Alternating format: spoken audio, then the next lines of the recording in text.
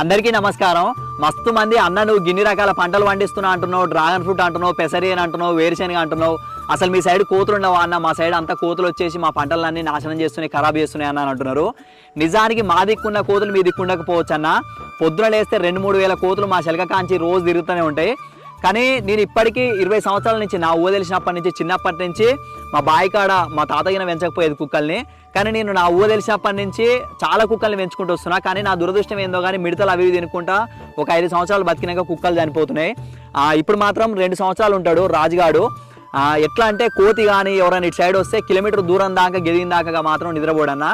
వీనికి సపరేట్గా అన్నం అంటూ ఈయన ఏం వండము, మనం వండుకున్న దాంట్లోనే కొంచెం పెడతాము. మస్తు సెక్యూరిటీ ఉంటాడు, నైట్కి నిక్కనే వండుకుంటాడు. మీరిగిన ఒక కుక్కను పెంచుకోరన్న, బావుల కాడ కానీ ఇంటి కాడ కానీ మస్తు సెక్యూరిటీ ఉంటుంది. మనిషికున్న విశ్వాసం కంటే కుక్కకు చాలా విశ్వాసం ఉంటుంది అన్న. ఎప్పుడు మర్చిపోదు కుక్క. ఒక్కసారి బుక్కడు బువ్వ పెట్టి చూడు నువ్వు, కుక్క నేను చచ్చిందాక